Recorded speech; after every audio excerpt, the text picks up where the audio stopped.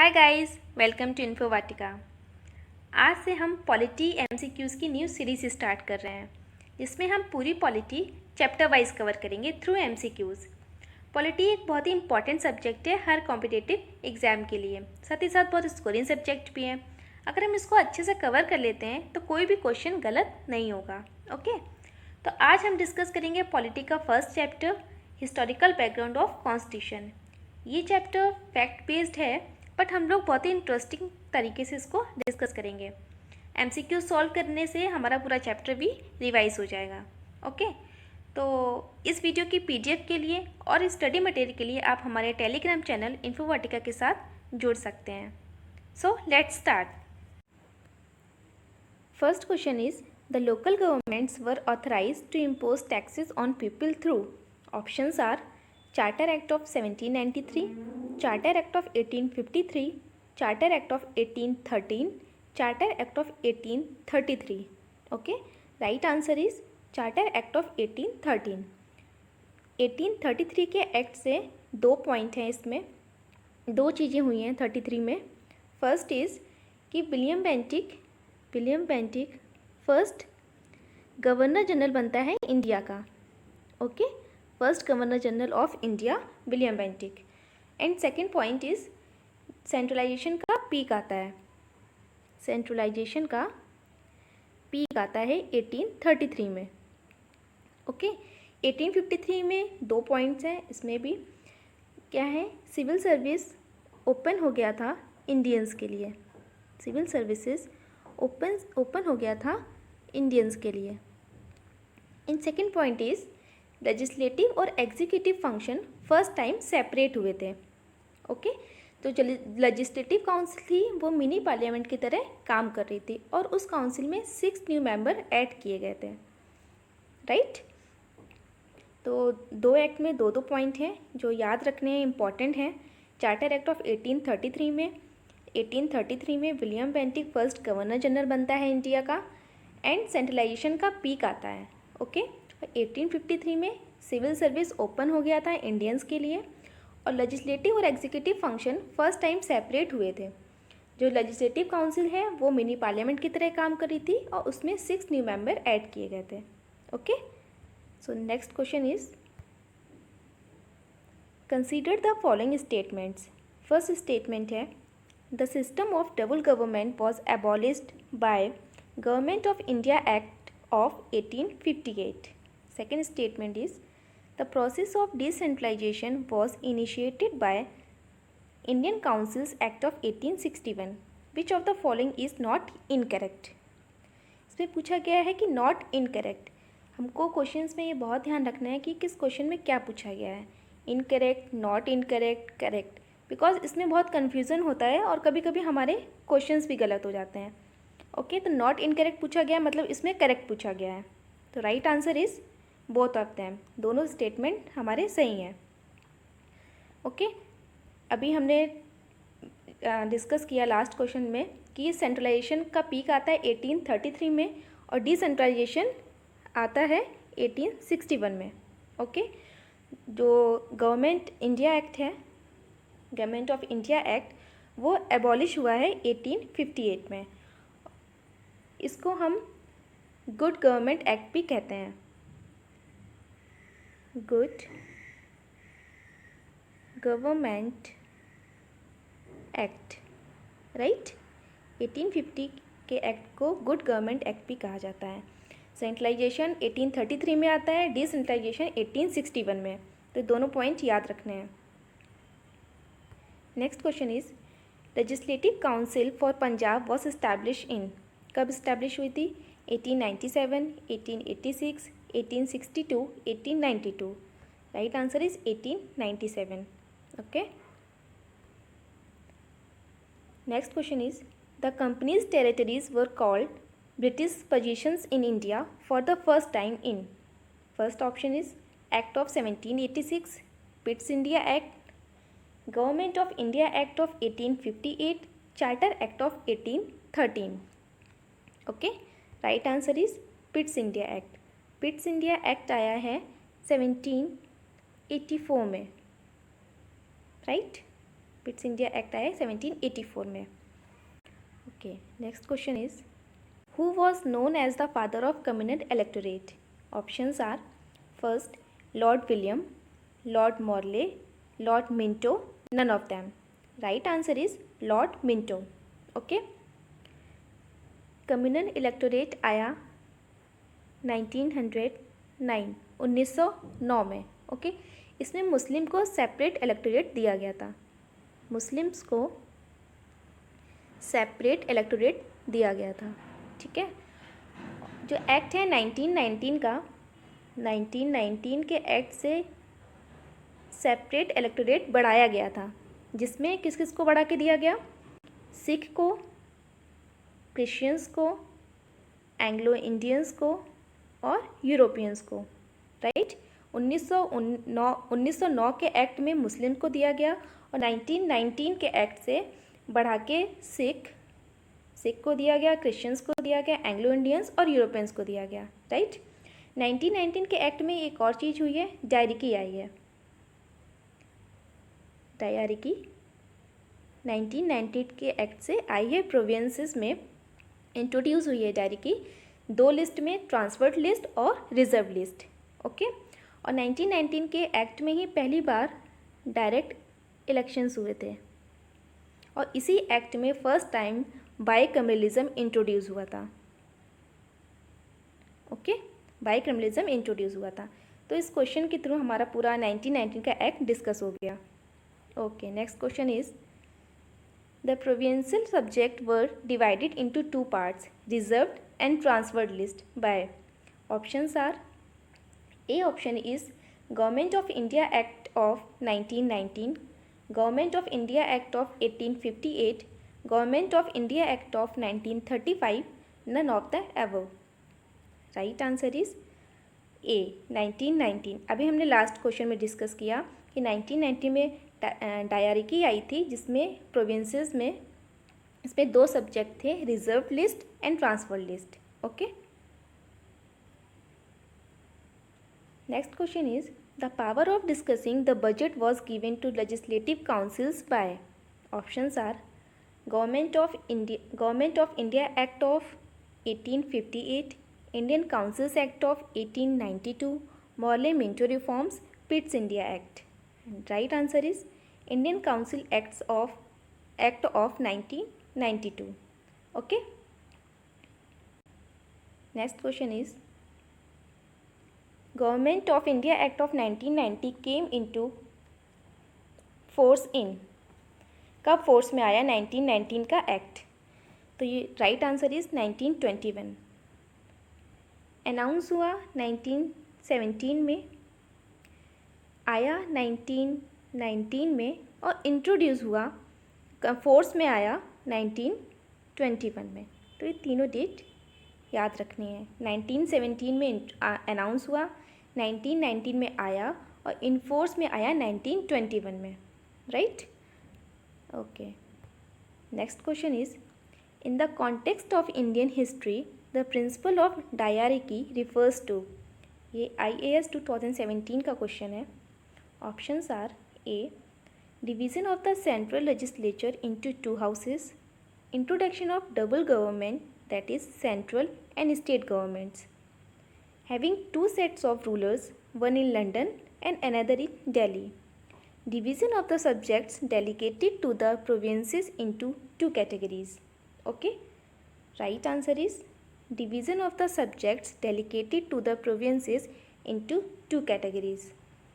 फिर हमने last question में डिस्कस किया कि डायरिकी 1919 के एक्ट से आई, जिसमें प्रोविंसेस में इसमें 2 सब्जेक्ट में कैटेगराइज किया गया, reserve list and transfer list. Okay, तो वही लिखा है division of the subjects dedicated to the provinces into 2 categories.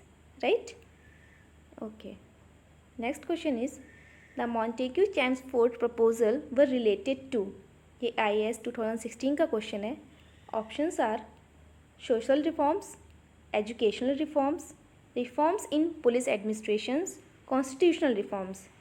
Right answer is constitutional reforms. Okay,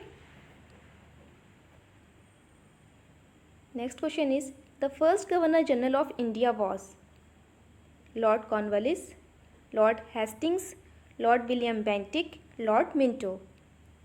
right answer is lord William Bentinck. Okay, lord William Bentinck India का first governor general, right. And Hastings first governor general of Bengal. Bengal का first governor general था lord Hastings. और lord William Bentinck governor general of India, first governor general of India. And lord canine first viceroy था India का, first viceroy था India का. Okay, तो ये तीनों चीज़ें याद रखनी है. Lord William Bentinck first governor general India का, lord Hastings first governor general of Bengal, Bengal का फर्स्ट गवर्नर जनरल. ओके, और lord Canning first viceroy India का. ठीक है, बेंटिक को हम सोशल रिफॉर्म्स के लिए भी जानते हैं. इन्होंने बहुत सारे सोशल रिफॉर्म्स किए थे. ओके, तो सोशल रिफॉर्म्स के लिए भी बेंटिक को जाना जाता है. Okay, next question is bicameralism was introduced by. Options are government of India act of 1935, government of India act of 1919, Indian councils act of 1909, none of the above. Right answer is government India act of 1919. अभी हमने जब first question में discuss किया था कि 1919 के act में ही ये फर्स्ट टाइम इंट्रोड्यूस हुआ था. Right. Next question is a system of double government was introduced in Regulating Act of 1773, Pitt's India Act of 1784, Charter Act of 1853, GOI Act of 1858, Government of India Act of 1858. ठीक है. Right answer is पिट्स India act of 1784. पिट्स India act में दो चीज़ें हुई हैं, दो points इसमें important हैं. Court of director and board of control. Court of director and board of control. जो कोर्ट ऑफ डायरेक्टर है वो कॉमर्शियल अफेयर्स को मैनेज करते हैं और board of control political affairs को मैनेज करते हैं. ठीक है, court of director commercial affairs को देखते हैं और board of control political affairs को. राइट, तो ये दोनों पॉइंट याद रखने हैं. The people of India agitated against the arrival of Simon commission because. ये IAS 2013 का क्वेश्चन है. Options are A option is Indians never wanted the review of the working of act of 1919. Simon commission recommended the abolition of diarchy in the provinces. There was no Indian member in the Simon Commission. The Simon Commission suggested the partition of the country. Okay, right answer is there was no Indian member in the Simon Commission. Indians boycott कर रहे थे Simon commission का because Simon commission में कोई भी Indian member नहीं था. Next question is which of the following is not incorrect. इसमें भी नॉट इनकरेक्ट पूछा गया है, मतलब इसमें करेक्ट पूछा गया है. Options are provincial budgets were separated from the central budget by GOI Act of 1935. GOI Act of 1919 authorized the provincial legislature to enact their budget. C option is Central Public Service Commission was set up in 1927. And last option is GOI Act of 1919 provided for the establishment of federal court. Right answer is GOI Act of 1919 authorized the provincial legislature to enact their budget. Okay. First जो option है GOI Act of 1935, ये 1935 से separate नहीं हुआ था. 1919 के act से provincial budget central budget से सेपरेट हुआ था. Right. And central public service commission 1926 में सेटअप हुआ था. ओके. फेडरल कोर्ट सेटअप हुआ था 1937 में, government of India act of 1935। 1935 के एक्ट से 1937 में फेडरल कोर्ट सेटअप हुआ था और सेंट्रल पब्लिक सर्विस कमीशन 1926 में, ओके। और 1919 से प्रोविंशियल बजट सेंट्रल बजट से सेपरेट हुआ, right. Next question is consider the following statements. A option is supreme court at Calcutta comprise to 1 chief justice and 3 other judges. Next option is Court of Directors manage the political affairs after the Pitt's India Act. C option is Charter Act of 1813 allowed the Christian missionaries to come to India. Which one of them is incorrect? इसमें incorrect पूछा है। Right answer is B only. ठीक है, सिर्फ ये वाला गलत है, बिकॉज अभी हमने लास्ट में डिस्कस किया कि कोर्ट ऑफ डायरेक्टर क्या देखते थे, कॉमर्शियल अफेयर्स को मैनेज करते थे, ओके। और पॉलिटिकल अफेयर्स को बोर्ड ऑफ कंट्रोल, दोनों चीज़ें याद रखनी है। Court of direct commercial affairs को मैनेज करते थे और board of control political affairs को। देखिए इसमें क्या लिखा था, court of director manage political affairs, इसलिए ये ऑप्शन रॉन्ग है, ठीक है। इतनी बार बोल दिया गया है कि ऐसे ही आप लोग को लर्न हो जाएगा। Next question is the Council of India that was established by GOI Act of 1858 was abolished by.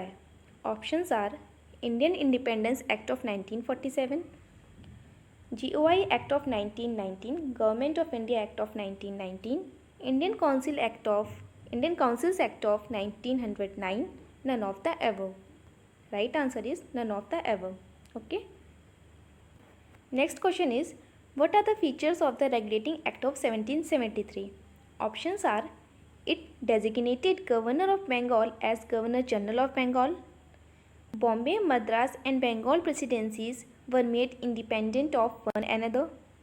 Provided for the establishment of Supreme Court at Calcutta 1774. The Court of Directors of East India Company was made to report on its revenue, civil and military affairs in India to the British Crown. Choose the correct answer. इसमें आपको correct answer बताना है। Right answer is 1, 3 and 4। First, third and fourth ये सही हैं। Second point हमारा गलत है। Bombay, Madras and Bengal, Bombay, Madras and Bengal independent नहीं थे, ये डिसेंट्रलाइज थे, ओके। इंडिपेंडेंट नहीं थे, ये डिसेंट्रलाइज थे, right. Next question is who accepted for the first time the demand of Muslim League for partition of British India into India and Pakistan? Options are Jawaharlal Nehru, cabinet mission 1946, Lord Mountbatten and Cripps mission. Right answer is Lord Mountbatten.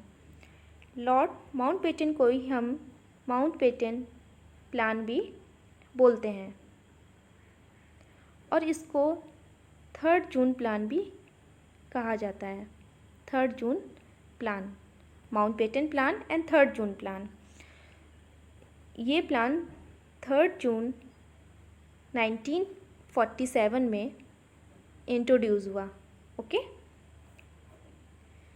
Next question is assertion और reason का question है। Assertion है the government of India act 1990 was passed by the British parliament to introduce diarchy in the provincial government. Reason है the Montagu Chelmsford reform committee had recommended the introduction of diarchy in the provincial government. Options are A option is both A and R true and R is the correct explanation of A. Both A and R are true but R is not correct explanation of A. A is true but R is false. A is false but R is true. Right answer is A. दोनों statement हमारे सही हैं और R हमारी सही व्याख्या करता है, ठीक है। R is correct explanation of A. The first Governor General of Bengal was Lord Cornwallis, Lord Warren Hastings, Hastings, Lord Bentinck and Lord Minto. Right answer is Lord Warren Hastings. ये हमारा first governor general था बंगाल का, हमने पहले भी discuss किया था। Right. Next question is which act is known as Morley Minto reform. ये यूपी SSC का क्वेश्चन है। Options are act of 1909, act of 1861, act of 1892, act of 1853। Right answer is act of 1909। 1909 के act को ही हम Morley Minto reform act के नाम से जानते हैं, act of 1909। Next question is which act empowered the viceroy to issue ordinances. Options are act of 1861, act of 1892, act of 1833, act of 1853। Right answer is act of 1861। Next question is the first viceroy of India was. बहुत ही easy question है, अभी हम last में काफ़ी बार discuss कर चुके हैं। Options are Lord Cornwallis, Lord Canning, Lord Bentinck and Lord Minto. Right answer is Lord Canning. हमारा फर्स्ट वाइसरॉय है इंडिया का। ओके।